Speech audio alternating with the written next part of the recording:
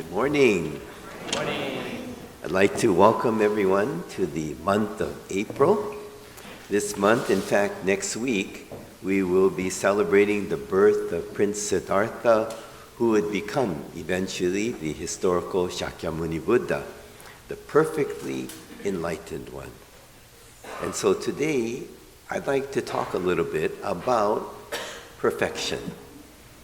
As hectic as our schedule of activities and services may be here at the Sacramento Betsuin, for the past few years, I found myself feeling more and more content. From the time I think I turned 60, about 8 years ago, I slowly sensed a change in how I felt in general. It was both subtle and deep, and I just couldn't put my finger on it until one day it came to me. I felt good, but it was not just feeling happy. It was comfortable, and I remember feeling that this must be contentment. I've been feeling content. When I was younger, every now and then I'd find moments where I felt content, but this feeling I feel now is much more lasting, and it feels pretty good. It's not exhilarating, it's not really exciting, it's not stimulating, it's not even interesting, really. It's just a feeling of being at ease.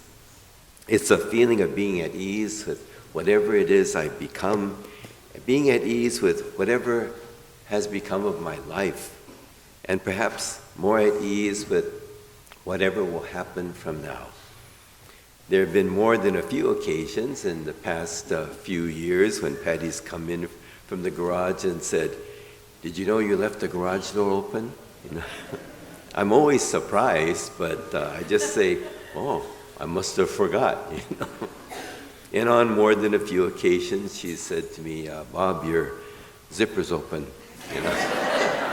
And I look down and I check it and I say, "Yep, you're right again." It's kind of interesting how these things just don't seem to bother me so much anymore. And it's usually not a great feeling when someone points out a mistake you make or something you've forgotten. It's easy maybe at times to be upset or embarrassed or defensive, but it's not always easy to just accept who we are and the way things may be. I remember when I would call my folks in San Francisco and I talked to my dad. He was in his 80s, and I would ask him, say, "Dad, how you doing?" And he had a standard, wonderful answer. He would say, "Perfect, huh? Perfect." And I remember he didn't say, "I'm okay" or "I'm pretty good." He would say, just perfect. Even when he was physically not well, he would still say this, and I love this about my dad. Even when he was having some aches and pains, he would say, "My body's not doing very well, but I'm perfect." And sometimes I feel, and I hope, that I'm on my way to feeling that kind of perfect.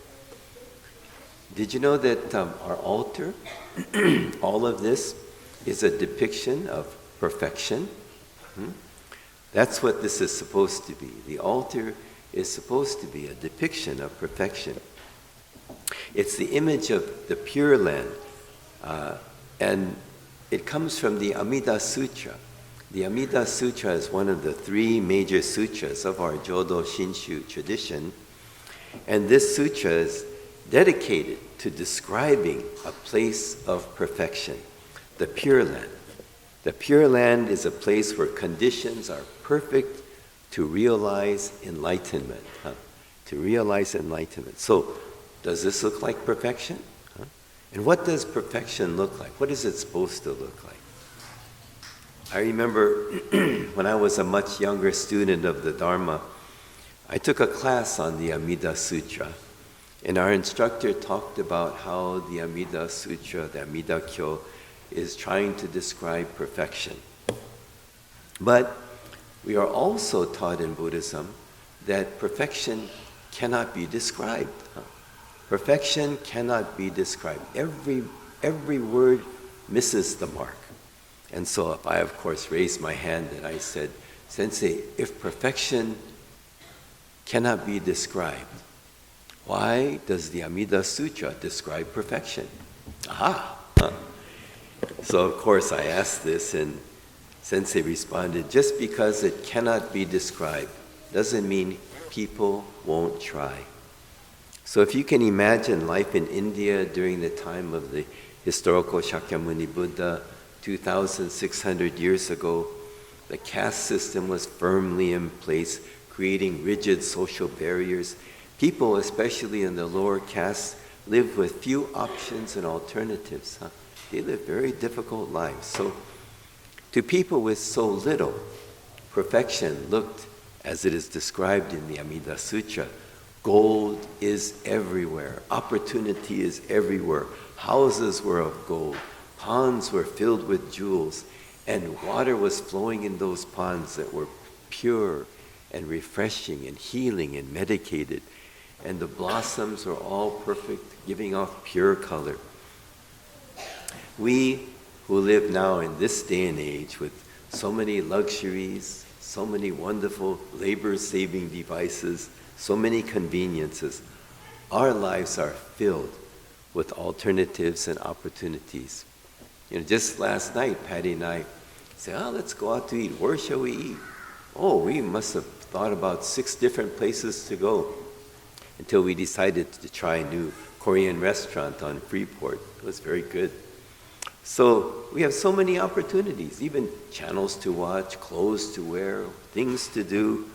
Our lives also are so busy that I think when we think of perfection, we usually think of simplicity.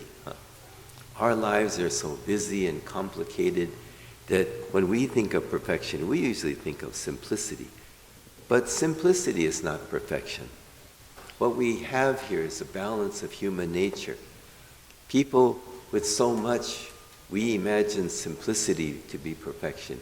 People who have very little imagine this to be perfection, having so much that is beautiful, gold. So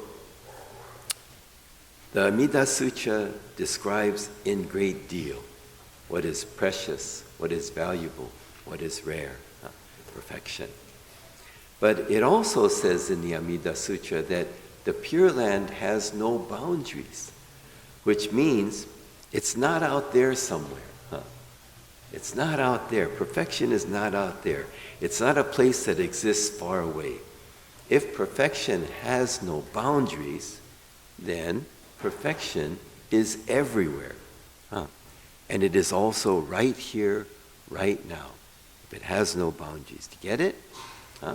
When we buy a home, our lot has boundaries. It has a property line, and we will mark that line with a fence or with shrubs and trees.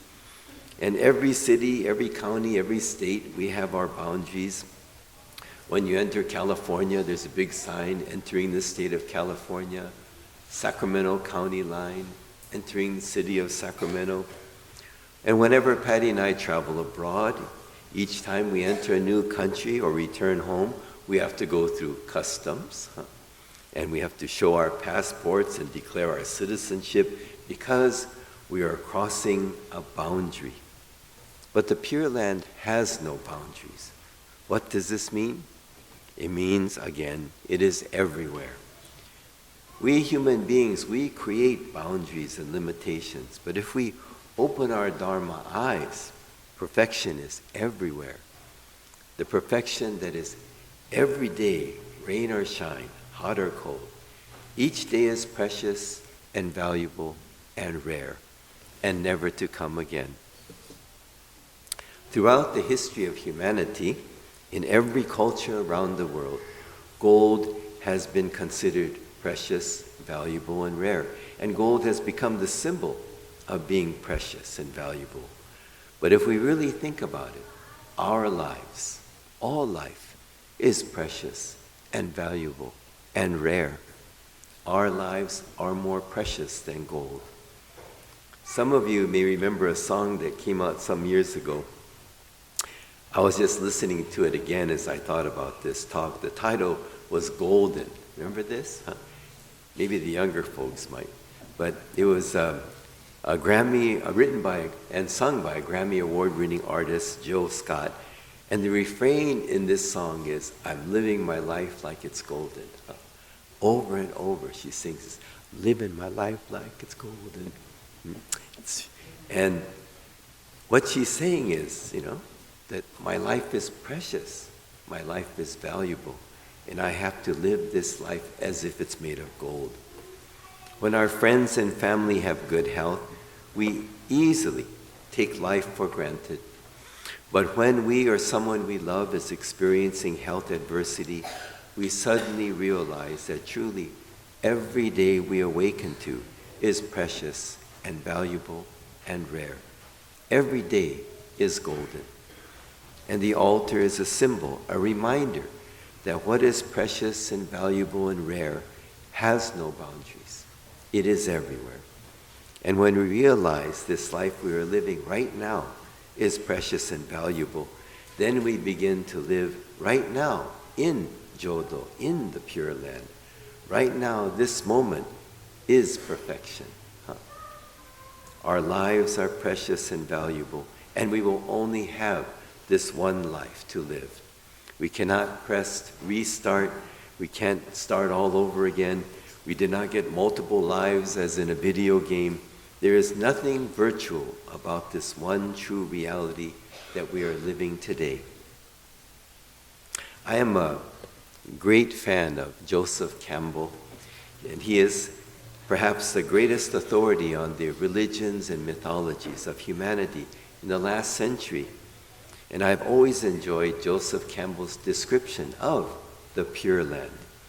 He also describes this as a place where the conditions are perfect for enlightenment. The conditions, the Pure Land is a place perfect for awakening. And Joseph Campbell says, in this place of perfection where awakening cannot help but be achieved, he says, all things are teaching us the Dharma. All things are teaching us the Dharma. The birds singing, the winds blowing through the trees, the sound of the water lapping up on the shore, the flowers blooming, all are saying two things. They're saying everything is impermanent, all things are one. Everything is impermanent, all things are one. The two essential teachings of Buddhism. Joseph Campbell says, in Pure Land, everything is teaching us this. The sound of the water echoing, everything is impermanent. All things are one. The wind blowing through the trees, whispering, everything is impermanent. All things are one. The birds singing beautifully, everything is impermanent. All things are one. We often hear, if we just open our eyes, the whole world is constantly teaching us the Dharma. And the whole world is, if we look around with Dharma eyes, teaching us that truly everything is impermanent, all things are one. And with this awareness, we begin to live seeing that our lives are precious, valuable, and rare.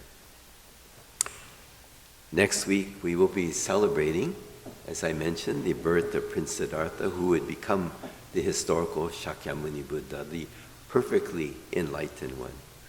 So during this month of April, let's try even more to open our Dharma eyes and see if we can find perfection in every moment.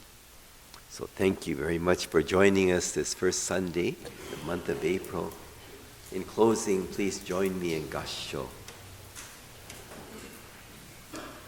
When our friends and family have good health, we easily take for granted the life we live. But when we or someone we love is experiencing health adversity, we suddenly realize that truly every day we awaken to is precious and valuable and rare. Every day is golden. Every moment is golden. Namo Amida. Namo Amida. Namo Amida. Namo Amida.